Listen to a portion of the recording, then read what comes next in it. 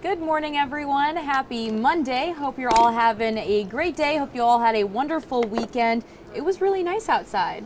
I agree. Yeah, I hope you guys had a nice weekend out there. The last weekend of summer.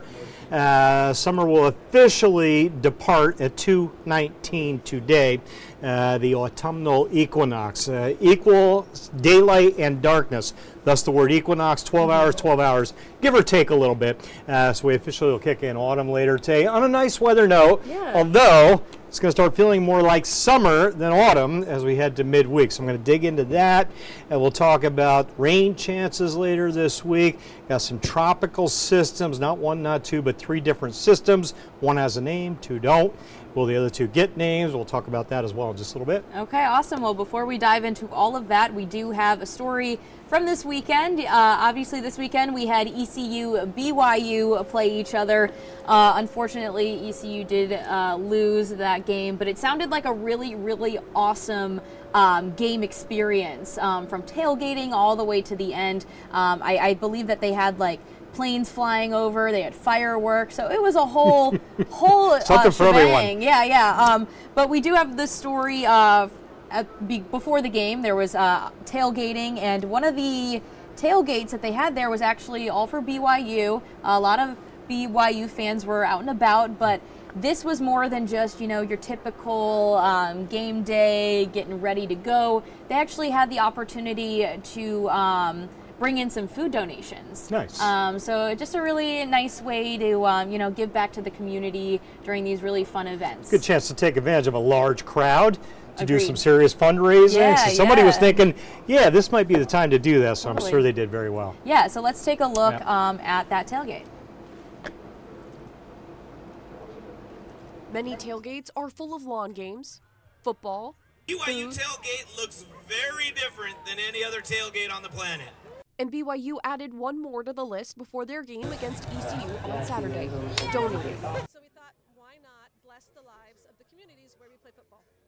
BYU's tailgate, called Party with a Purpose, partnered with Greenville's Purple Pantry, a food bank for college students, to collect food donations at the tailgate.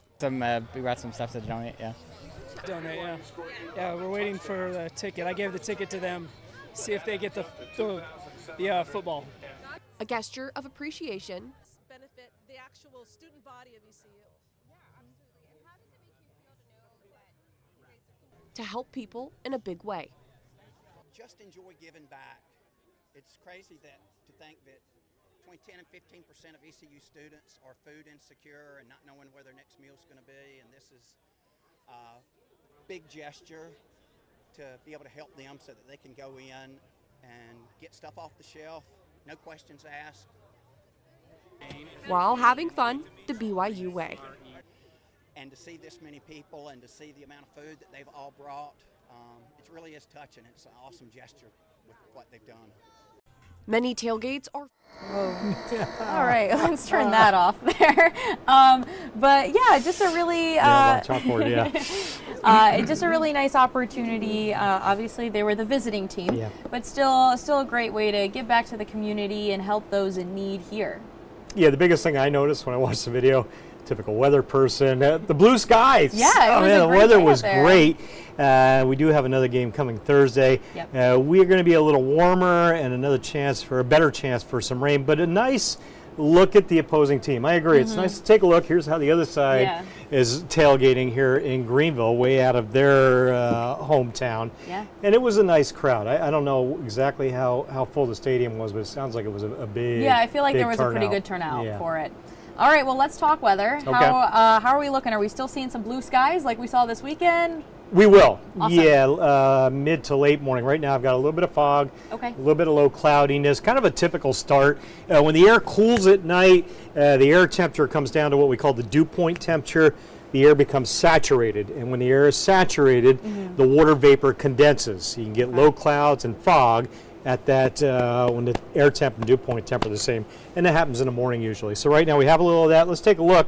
We'll go to the Pirate Cam, speaking of football, and that shot looks pretty good. Low clouds are quickly clearing. Fog has not developed, although the window is still there for it to try to build a little bit, but it looks like most of us will avoid that. Yeah, 57. cool degrees as you head out the door. Inland areas, the beaches, if you're watching from the coast this morning, you're at about 70 as you walk out this morning. And again, some fog, but all in all, it's pretty patchy. There's some visibilities. So if you're up around the I-95 corridor from Rocky Mount northward, there's some thick fog up that way. The winds have been calmer, clearer skies. But most of us from, I would say, Windsor, Williamston, Greenville, Snow Hill, Kinston, Mount Olive, Kenansville, Richlands, Trenton, all the way down to the coast, we're good through the Outer Banks as well. Nice to see 10s on there. Pockets of fog. I-95 corridor, Goldsboro a little bit there.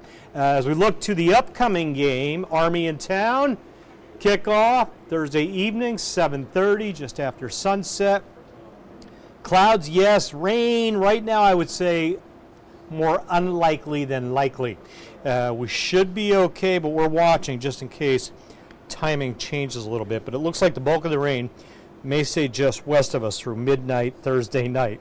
So close, so that's why I got to put that 30% in there. Mid-80s tailgating on Thursday. Kickoff at 8-0. Game's wrapping in the mid-70s. Winds under 10. Southerly breeze. Muggy. Low to mid-80s for the game. Let's talk tropics. Let me get you updated on Gabrielle. Plus 2 potential development areas. There's Gabby, I'm calling her as we zoom over there. Bermuda looks okay.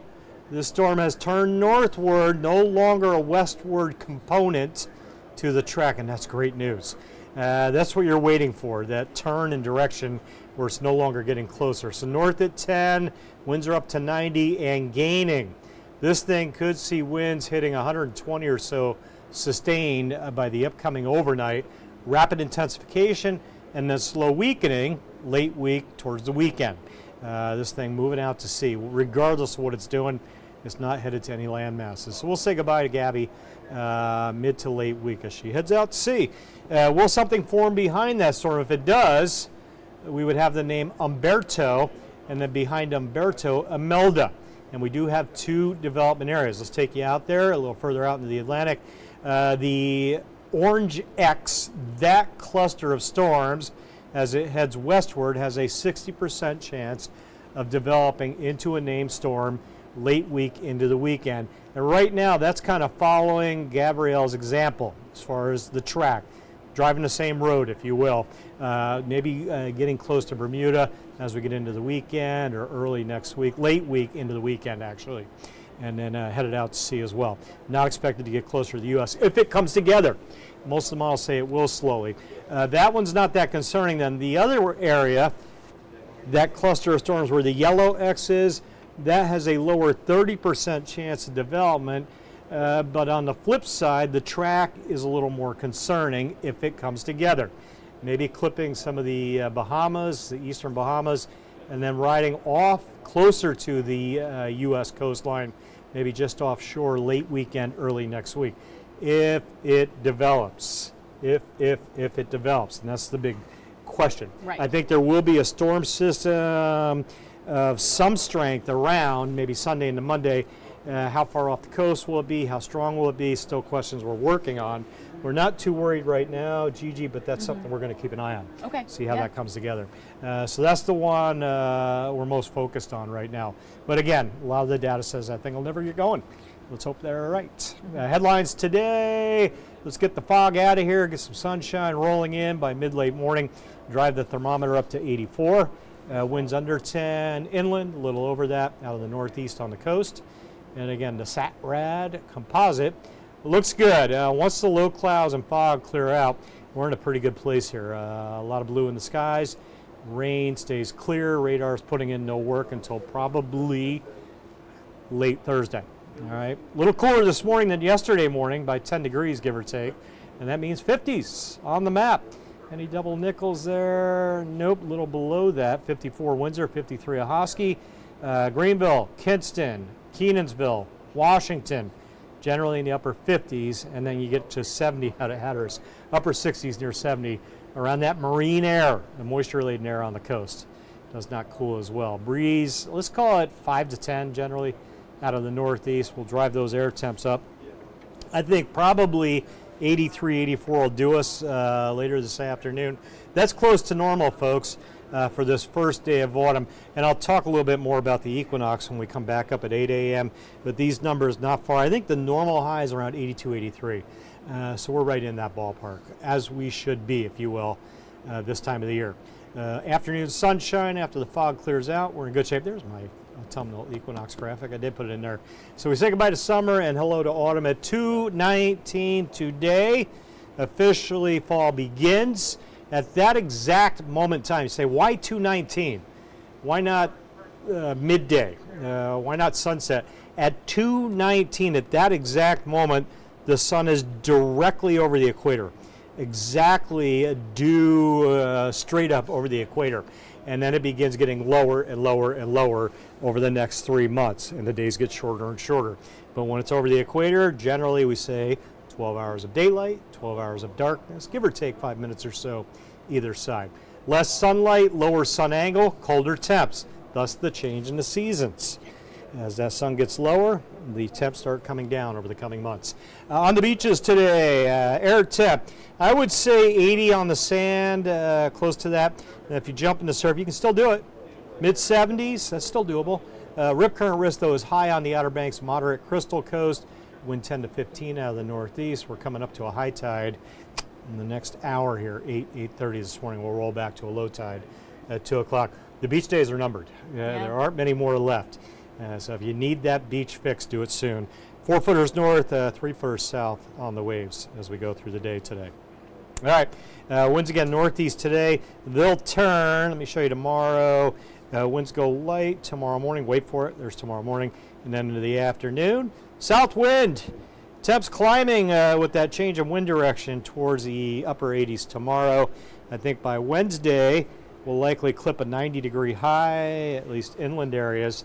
And as the humidity increases, the heat index comes up as well. We'll be feeling like some mid to upper 90s probably Wednesday afternoon. So yeah, make sure those AC filters have been changed out. We're going to get hot again. Rain chance. Barry, who was commenting on rain? Oh, Casey. Casey, rain chance looks pretty good on Friday right now. Late Thursday, more so Friday. That could be a good inch of rain. And I know the last one missed us. Most of us looked like we were going to get a good shot of rain. I was off that week on vacation. This one I'll be here late week, and I'll kind of let you know what I'm thinking. But I like the front having some rain with it, up to an inch maybe, give or take. Some rumbles of thunder. The question I'm trying to work out right now is, will that rain linger into the weekend? And right now it's a little bit of an uncertainty. Maybe lingering into Saturday, but tapering downward on the rain chance. Okay, awesome. Well, thank you, Jim, and thank you, everyone, for joining us this morning. Just want to say hello and good morning to everyone. Lots of people on this Monday morning. Thanks for joining us. Good morning to Bobby, Casey, like we just mentioned, Bernice. Bernice is brewing up a good day. I hope so, too. Barry, good morning as well, and George. George is hoping that you had a nice vacation last week. And I did, George, and thank you for commenting. Yeah, it was a nice break, very relaxing. Good to be back in the saddle, back to work, though, as we track some tropical systems late week. All right, awesome. Well, thank you again for joining us. We're going to be back at 8 o'clock for another news and weather update. Hope you can join us then.